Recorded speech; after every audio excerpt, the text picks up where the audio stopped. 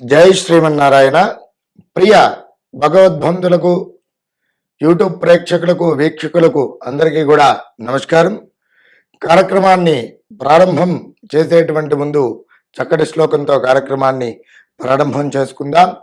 శ్రీ విద్యాం జగదాం దాత్రిం దుర్గస్థితిలయేశ్వరీం నమామి లలితా నిత్యం మహాత్రిపుర సుందరీం చతుర్భుజే చంద్రకళావతాంసే కుచున్నతే కుంకుమారాగచూనే పుండ్రక్షపాచాం భుజపుష్పవానాం మస్తే నమస్తే జగదేకమాతః జ్ఞానానందమయం దేవం నిర్మలా స్ఫటికాకృతిం ఆధారం విద్యానం సర్వ విద్యానాం ఆయగ్రీవముపహాస్మయే. యూట్యూబ్ ప్రేక్షకులకు, వీక్షకులకు అందరికీ కూడా నమస్కారం. కార్యక్రమాన్ని ప్రారంభం చేసుకునేటువంటి ముందు చక్కటి శ్లోకంతో కార్యక్రమాన్ని ప్రారంభం చేసుకుందాం. శ్రీ విద్యాం జగదాం దాత్రిం దుర్గస్థితిలయేశ్వరీం నమామి లలితా నిత్యం మహాత్రిపుర సుందరీం చతుర్భుజే చంద్రకళావతాంసే కుచున్నతే కుంకుమారాగచూనే పుండ్రక్షపాచాం భుజపుష్పవానాం మస్తే నమస్తే జగదేకమాతః జ్ఞానానందమయం దేవం నిర్మలా స్ఫటికాకృతిం ఆధారం సర్వ విద్యానాం హయగ్రీవముపాస్మయే. జై శ్రీమన్నారాయణ. ఈరోజు కార్యక్రమంలో భాగంగా మేషాది మీన పర్యంతం అనగా ద్వాదశ రాశుల వారికి ధనయోగాలు కలగాలంటే ఏ విధమైనటువంటి పరిహారాలు చేసుకోవాలి, అలాగే ఏ విధమైనటువంటి దేవతార్చన చేసుకున్నట్లయితే బాగా ఉంటుంది, ఏ విధమైనటువంటి హోమ ప్రక్రియలు కానివ్వండి, దానాదులు కానివ్వండి, విశేషమైనటువంటి ప్రక్రియలు కానివ్వండి, ఏవి చేసుకుంటే ఈ మేషాది మీన పర్యంతం 12 రాశుల వారికి ఏ విధంగా బాగా ఉంటుంది అనేటువంటి విషయాలు ఏమిటి ఈ వీడియోలో క్షుణ్ణంగా తెలుసుకుందాం. మేషాది మీన పర్యంతము ధనయోగాలు కలగాలంటే ఏ విధమైనటువంటి రాశితత్వ ఆధారంగా గ్రహ రాష్ట్రాధిపతి అయినటువంటి గ్రహాలు కూడా అనుకూలంగా ఉండాలి. అవి ఆ రాష్ట్రాధిపతి అంటే మనము ఉదాహరణకు తీసుకున్నట్లయితే ఏమిటి, మేషరాశాదికి కుజుడు అధిపతి కాబట్టి దాని పూర్వకంగా కుజుడు యోగకారకంగా మారాలంటే ఏ విధమైనటువంటి పరిహారాలు పాటించాలి, దానికి ఉపయుక్తమైనటువంటి యోగకారకమైనటువంటి ఫలితాలు కలగాలంటే ఏం చేయాలి అనేటువంటిది, అలాగే ఆకస్మిక ధనయోగాలు కలగాలంటే, అలాగే విపరీతమైనటువంటి ధనయోగం కలగాలంటే మేషాది మీన పర్యంతము వివిధ రాశుల వారికి యోగకారకమైనటువంటి ఫలితాలు పొందాలంటే ఏ విధమైనటువంటి పరిహారాలు పాటించాలి అనేటువంటివి ఈ వీడియోలో క్షుణ్ణంగా తెలుసుకుందాం. ఆకస్మిక ధనయోగము అలాగే ఆర్థిక పరమైనటువంటి విషయాలలో మంచి పురోభివృద్ధి సాధించడానికై గనక చూసుకున్నట్లయితే పరిహార మార్గాలలో భాగంగా ముఖ్యంగా మహాలక్ష్మి అమ్మవారి యొక్క మూల మంత్రముతో ఏమిటి హోమము అనేటువంటిది జరిపించినట్లయితే ఆకస్మిక ధనయోగం కలుగుతుంది. ఆ హోమము చక్కగా ఏమిటి బిల్వపత్రములతో చేసుకున్నట్లయితే ఆకస్మిక ధన ప్రాప్తి కలుగుతుంది. అలాగే పరిహార మార్గాలలో భాగంగా ముఖ్యంగా ఈ హోమ ప్రక్రియ చేసుకునేటటువంటి అప్పుడు శ్రీ సూక్తంతో కూడా హోమం అనేటువంటిది జరిపించినట్లయితే చాలా యోగకారకంగా ఉంటుంది. అలాగే ముఖ్యంగా అమ్మవారికి హోమం జరిపించేటువంటి రోజున తప్పకుండా ఏమిటి దానిమ్మ గింజలతో హోమం అనేటువంటిది జరిపించండి.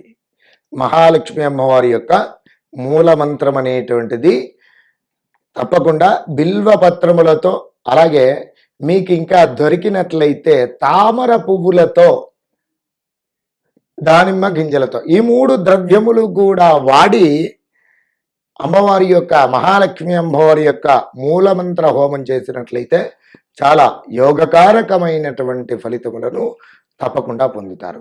అలాగే వీటితో పూర్వకంగా మరి ధనాధిపతి ఎవరయ్యా అంటే కుబేరుడు కదా.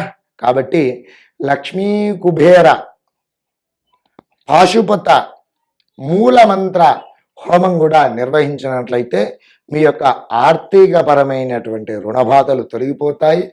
ఆకస్మిక ధనయోగము తప్పకుండా కలుగుతుంది. అలాగే వీటితో పాటుగా తక్షణమే ఆకస్మిక ధనయోగం కలగడానికై స్వర్ణాకర్షణ కాలభైరవ మూలమంత్ర హోమం కూడా నిర్వహించినట్లయితే ఆకస్మిక ధనప్రాప్తి కలుగుతుంది. ఆర్థికపరమైనటువంటి విషయాల్లో మంచి యోగకారకమైనటువంటి పరిస్థితులను తప్పకుండా పొందుతారు. అయితే ముఖ్యంగా లక్ష్మీ కుబేర అలాగే మహాలక్ష్మి మూలమంత్ర హోమం నిర్వహించడానికై శుక్రవారం రోజున నిర్వహించండి. అలాగే స్వర్ణాకర్షణ కాలభైరవ మూలమంత్ర హోమము గనక చూసుకున్నట్లయితే ఆదివారము లేదా అమావాస్య, అష్టమి, నవమి తిథులలో గనక చేసుకున్నట్లయితే ఆకస్మిక ధనప్రాప్తి అనేటువంటిది కలగడము, అలాగే విశేషమైనటువంటి ధనాభివృద్ధి కలిగేటువంటి సూచనలు ఉన్నాయి. ఈ విధంగా చేసుకున్నట్లయితే ద్వాదశి రాశుల వారు అందరూ కూడా చక్కగా యోగకారకమైనటువంటి పరిస్థితులను తప్పకుండా పొందుతారు. కన్యారాశి వారు ఎవరైతే ఉన్నారో వారికి ఆకస్మిక ధనయోగము అలాగే ఆర్థికపరమైనటువంటి విషయాలలో యోగకారకమైనటువంటి పరిస్థితులు పొందాలి అని కనుక చూసుకున్నట్లయితే ఏ విధమైనటువంటి పరిహారాలు పాటించాలనేటువంటిది ఈ వీడియోలో తెలుసుకుందాం. కన్యారాశి వారు ఏ నక్షత్రాల వారు అవుతున్నారయ్యా అంటే ఉత్తర నక్షత్రము 2, 3, 4 పాదములు, అలాగే హస్త నక్షత్రం 1, 2, 3, 4 పాదములు, చిత్తా నక్షత్రం 1, 2 పాదముల వారు కలిసి ఏమిటి మరి కన్యారాశి వారు అవుతున్నారు. వీరి యొక్క జాతక లక్షణాదులు కనుక గమనించినట్లయితే వీరు సుందరమైనటువంటి రూపలావణ్యం కలిగినటువంటి వారు, అలాగే యవ్వన వార్ధక్యములందు సుఖములను అనుభవించేటువంటి వారు, మరి నీతిపరులు, సత్యవంతులు, వాక్శుద్ధి కలిగినటువంటి వారు, మరి కామకోరికలు ఎక్కువగా కలిగినటువంటి వారు, మంచి వ్యాపారవేత్తలుగా ఉంటారు, మంచి ప్రియవచనములు కలిగేటువంటి వారు, అలాగే ఇతర ప్రదేశముల యందు నివసించేటువంటి మనస్వభావం కలిగినటువంటి వ్యక్తులు, ధర్మ కార్యక్రమములు చేసేటువంటి వారు, నృత్య, గీత, వాయిద్య, పుస్తక, చిత్ర లేఖనాదిలందు విశేషమైనటువంటి ప్రావీణ్యం కలిగినటువంటి వారు. ఇవి వీరి యొక్క జాతక లక్షణాలు. కన్యారాశి వారికి ముఖ్యంగా మంచి ఆర్థికమైనటువంటి పురోభివృద్ధి కానివ్వండి, మరి అలాగే మరి ఆర్థిక పరమైనటువంటి యోగం కలగాలి, ఆర్థిక యోగాలు, ధన యోగాలు కలగాలంటే ఏం చేసుకోవాలి అని కనుక వీరికి గనక చూసుకున్నట్లయితే కన్యారాశి వారికి అధిపతి బుధుడు కావడం పూర్వకంగా బుధుడి యొక్క అనుగ్రహం ఉన్నట్లయితే వీరికి చాలా యోగకారకమైనటువంటి ధనయోగం కలుగుతుంది. కాబట్టి ఈ కన్యారాశి వారు ప్రతి బుధవారమును కూడా ఏకభుక్తం అనగా ఒక పూట భోజనం చేసుకుంటూ బుధగ్రహానికి ప్రీతికరమైనటువంటి ఆకుపచ్చని రంగు గల దుస్తులు ధరించుకుంటూ మరి ఆవు నేతితో బుధగ్రహానికి చక్కగా దీపారాధన చేయండి. అలాగే తులసీ దళముతో బుధగ్రహానికి అర్చన చేయండి. పెసర్లతో కూడినటువంటి ప్రసాదము చక్కగా బుధగ్రహానికి నివేదన చేయండి. ఏదైనా వైష్ణవ దేవాలయంలో పెసర్లతో కూడినటువంటి ప్రసాదము ఏదైనా సరే నివేదన అనగా ప్రసాద వితరణ కనుక చేసుకున్నట్లయితే చక్కటి యోగకారకమైనటువంటి పరిస్థితులను తప్పకుండా పొందుతారు. ఆర్థికపరమైనటువంటి పురోభివృద్ధి తప్పకుండా సాధిస్తారు. అలాగే ఆకుపచ్చని రంగు గల పళ్ళు కానివ్వండి, మరి దుస్తులు కానివ్వండి, పేదలకు కానివ్వండి, వృద్ధులకు కానివ్వండి, బ్రాహ్మణులకు కానివ్వండి నివేదన చేయడం పూర్వకంగా కన్యారాశి వారు ఎవరైతే ఉన్నారో వారందరికీ కూడా ఆకస్మిక ధనయోగం కలుగుతుంది, ధనాభివృద్ధి కలుగుతుంది. అలాగే ఇష్టదేవత, కులదేవత ఆరాధన చేసుకోవడం అనేటువంటిది చాలా ముఖ్యమైనటువంటిది. కాబట్టి విడవకుండా కన్యారాశి వారు ఎవరైతే ఉన్నారో తమ యొక్క ఇంటి ఆచారం ప్రకారం కులదేవత కానివ్వండి, ఇష్టదేవత కానివ్వండి, వాటి యొక్క ఆరాధన విడవకుండా చేసుకున్నట్లయితే తప్పకుండా మీకు ఆకస్మిక ధనయోగం చక్కగా తప్పకుండా ఆర్థికపరమైనటువంటి విషయాలలో మంచి పురోభివృద్ధి తప్పకుండా సాధిస్తారు. ముఖ్యమైనటువంటి విషయం ఏమిటి అనగా ఆకస్మిక ధనయోగము కలగాలంటే, అలాగే ధనయోగాలు మన అన్ని రాశుల వారికి అలాగే మరి మనకి కలగాలి అని చెప్పి అనుకున్నట్లయితే కొన్ని శాస్త్రంలో చెప్పబడినటువంటి విషయాలు ఏమిటి అంటే, ముఖ్యంగా ప్రతినిత్యమును కూడా కులదేవత ఆరాధన అనేటువంటిది విశేషంగా చేసుకుంటూ ఉండాలి.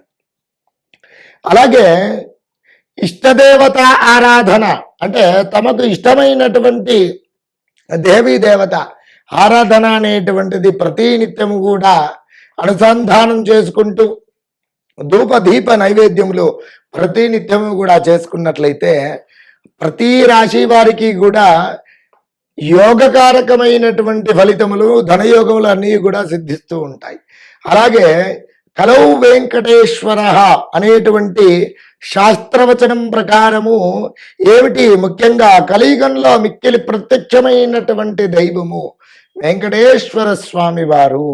కాబట్టి ఆ వెంకటేశ్వర స్వామి వారికి ఏమిటి అనగా ప్రతి శనివారమును కూడా వెంకటేశ్వర స్వామి వారి యొక్క చిత్రపటమును ఉంచి చక్కగా స్వామివారికి తులసి దళములతో ఏమిటి మరి అర్చన గావించి ఒకటి తులసి దళ మాల అనేటువంటి స్వామివారికి ఏర్పాటు చేసి ఆవు నేతితో దీపారాధన అనేటువంటిది గావించి మరి సుగంధ పుష్పములతో స్వామివారికి అర్చన అనేటువంటిది నివేదించి మరి చక్కగా స్వామివారికి షోడశోపచారములతో గనక పూజించినట్లయితే విశేషమైనటువంటి యోగకారకమైనటువంటి ఫలితములను తప్పకుండా పొందుతారు.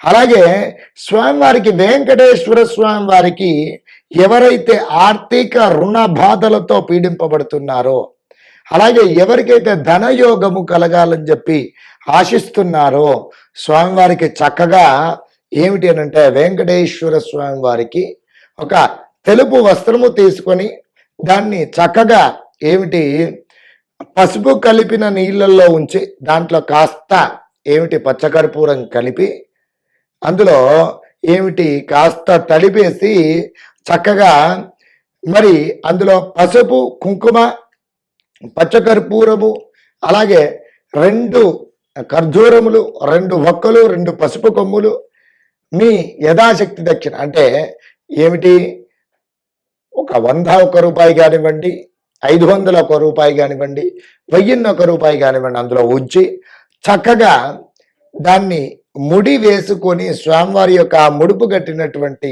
ఆ వస్త్రమునకు చక్కగా తిరునామం అనేటువంటిది పెట్టి 9 శనివారములను కూడా ఆ వెంకటేశ్వర స్వామి వారి యొక్క ఏమిటి ఆ చిత్రపటం దగ్గర దీపారాధన చేసుకుంటూ దీనికి కూడా షోడశోపచార పూజములు అనేటువంటి చక్కగా జరిపించినట్లయితే మీ యొక్క ధనపరమైనటువంటి విషయాలలో యోగకారకమైనటువంటి ఫలితములను తప్పకుండా పొందుతారు. ఆర్థికపరమైనటువంటి రుణ బాధలు తప్పకుండా తొలగిపోతాయి. ఈ విధంగా చేసుకున్నట్లయితే మంచి చక్కటి యోగకారకమైనటువంటి ఫలితం పొందుతారు. అలాగే ఈ 9 శనివారములు చేసుకున్నటువంటి పిదప ఎవరైనా మరి వెంకటేశ్వర స్వామి వారి యొక్క దేవాలయంలో హుండీలో వేసినట్లయితే లేదా ఎవరైనా తిరుమల తిరుపతి వెంకటేశ్వర స్వామి వారి సన్నిధికి వెళ్ళినట్లయితే వారికి ఇచ్చి పంపించినట్లయితే ఆ హుండీలో వేసినట్లయితే మీ యొక్క కోరిక తప్పకుండా సఫలీకృతం అవుతుంది. అలాగే ఇక ఆకస్మిక ధనయోగములు మంచి ధనయోగము కలగాలి అని అంటే ఆర్థిక పరిస్థితులు మెరుగుపడాలంటే శుక్రవారం చేయాల్సినటువంటి ప్రక్రియ కూడా ఒకటి ఉంది అన్ని రాశుల వారు. ఏమిటనగా ప్రతి శుక్రవారమును కూడా చక్కగా అభ్యంగన స్నానమును ఆచరించి మరి ప్రాతకాలంలో నిద్రలేచే స్నాన సంధ్య అనుష్ఠానం చేసుకొని చక్కగా అమ్మవారికి ఏమిటి మహాలక్ష్మి అమ్మవారికి చక్కగా బిల్వ పత్రములతో అర్చించి ఆవు నేతితో ఎర్రని బొత్తితో మహాలక్ష్మి అమ్మవారికి చక్కగా దీపారాధన చేసుకోవాలి.